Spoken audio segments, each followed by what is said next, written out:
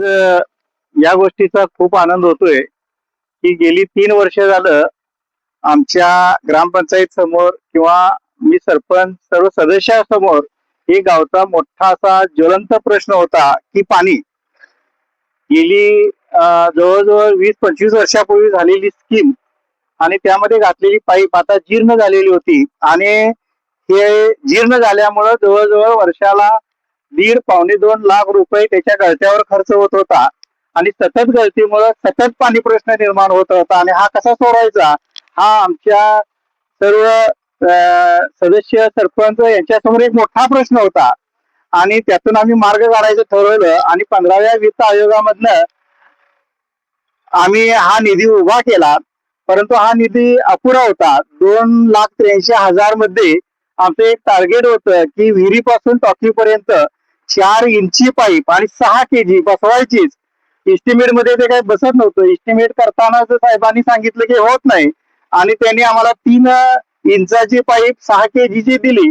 परंतु आमचे धडाडीचे सदस्य बाजीराव पाटील यांच्या पुढाकारानं आम्ही 4 इंची 6 kg पाईप घालण्याचं ठरवलं आणि याला सगळ्या सदस्यांनी सुद्धा पाठिंबा दिला की तुम्ही जर करत असेल तर आमचा कोणताही विरोध नाही आणि सगळ्यांच्या एकजुटीतून अशा प्रकारची ही 2,83,000 जर योजना असली तर साक्षात जवळजवळ 5 लाखाची योजना आम्ही ती अतिशय खंबीरपणे आज इथं पूर्ण केली. या गोष्टीचा आम्हाला आज खूप आनंद होतोय. हा जो गोटोडेचा गेल्या 3-4 वर्षाचा पाणी प्रश्न होता तो सरपंचांच्या माध्यमातून आम्ही सगळ्यांनी आमच्या सगळ्या सदस्यांनी त्या ठिकाणी एकमत करून गेल्या 3.5 वर्षामध्ये आमची सत्ता आल्या या कार्यकालामध्ये साधारणतः वर्षाला 1.5-2 लाख रुपये खर्च हा पाणी पुरवठ्याच्या गळत्यावर या ठिकाणी होत होता.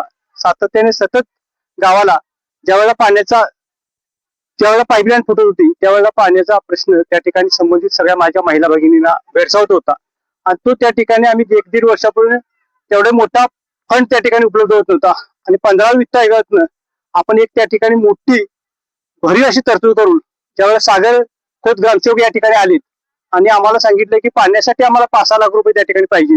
तर ते 5-6 लाख रुपये आपण त्या ठिकाणी पाण्यासाठी कशा पद्धतीने निर्गत करायचा हा प्रश्न सरपंचांच्या माध्यमातून सगळ्या माझ्या सदस्यांनी त्या ठिकाणी एकमत करून आपल्याला हा पाणी प्रश्न जटिल पाणी प्रश्न पूर्णत्वास कसा न्यायचा आणि आपण त्या ठिकाणी सगळ्या सभेने त्या ठिकाणी मंजुरी दिली आणि आम्ही इस्टिमेटला त्या ठिकाणी तसा प्रस्ताव दिला. पण अपुरा त्या ठिकाणी टाकीचा 3,10,000 रुपयाचा आणि पाण्यासाठी 2.25-3 लाख रुपये त्या ठिकाणी इस्टिमेट करण्याचा पाणी पुरवठा विभागाने त्या ठिकाणी निश्चित केलं. पण ते करत असताना पाणी पुरवठा विभागाने 2,83,000 मध्ये हे बसत नाही, हे त्या ठिकाणी वारंवार पूर्णत्वास जात नाही म्हणून आम्ही त्या ठिकाणी 3 ची पाईपलाईन 3 इंची आणि 6 kg असं इस्टिमेट करायला सांगितलं. पण ते सुद्धा इस्टिमेट 1,540 फुटाच्या वर जात नव्हतं आणि आपल्याला टोटल त्या ठिकाणी 2,100 फूट पाईपलाईन घालावी लागली होती. मग जनमानसाचा आणि लोकांचा कौल घेतला.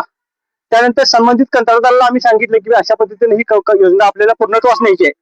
पण त्या ठिकाणी त्या कंत्राटदाराने सांगितलं की मला ही योजना त्या ठिकाणी करताना अडचण येणार तर तुम्ही त्या ठिकाणी सरपंच नसेल माझे सगळ्या सदस्य नसतील उपसरपंच नसेल मी त्यांना म्हटलं की या ठिकाणी ही योजना करत असताना पाईपलाईन टाकीपासून ते फिरीपर्यंत पूर्णता आणि पूर्ण औषधाने बदलायची हा माझा एकट्याचा त्या ठिकाणी सरपंचाला सतत त्या ठिकाणी टेका होता की असं झालं पाहिजे. तर सरपंच म्हटले की तुम्ही ते कसं करणार एवढे पैसे त्या ठिकाणी 6 लाख 4 लाख 4.5 लाख रुपये कसे उपलब्ध करणार. तर मी सांगितले की गावाच्या पाण्याचा प्रश्न आहे तो त्या ठिकाणी कसा मार्गी झाला पाहिजे आणि म्हणून मी त्या ठिकाणी 3 इंची 6 kg इस्टिमेट असताना सुद्धा आम्ही त्या ठिकाणी लोकभावनेचा विचार केला की कशी पाईप आमचा पाणी पुरवठ्याचा विश्वास कांबळे असेल तर त्याने सुद्धा सांगितलं की 4 इंचाची पाईप घातली तर आपल्याला पाणी त्या ठिकाणी पूर्णत्वास चांगलं मिळेल आणि त्याचा डिस्चार्ज चांगला मिळेल आणि म्हणून आम्ही त्या पद्धतीनं 2,100 फुटाचं पाईपलाईन घालून पूर्णत्वास नेण्याचं आज त्या ठिकाणी पूर्ण सरपंच असतील माझे सगळे सदस्य असतील ग्रामविकास अधिकारी भोसले साहेब असतील या सगळ्यांच्या माध्यमातून आणि ज्यांनी ही तरतूद केली ते खोत साहेब असतील या सगळ्यांच्या माध्यमातून या ठिकाणी आज पाण्याचा प्रश्न पूर्णत्वास जातोय. त्याबद्दल सगळ्या गावाचं आणि सगळ्या माझ्या मंडळाचं आणि सगळ्यांनी या ठिकाणी सहकार्य केलं. माझं हे मला काम करण्यासाठी जेव्हा महादेवाचा आशीर्वाद असेल किंवा हनुमानाचा साक्ष असेल त्या सगळ्यांनी मला त्या ठिकाणी एकसंग करून ही योजना पूर्णत्वास नेण्यासाठी आधार दिला त्या सगळ्यांचं मनपूर्वक आभार.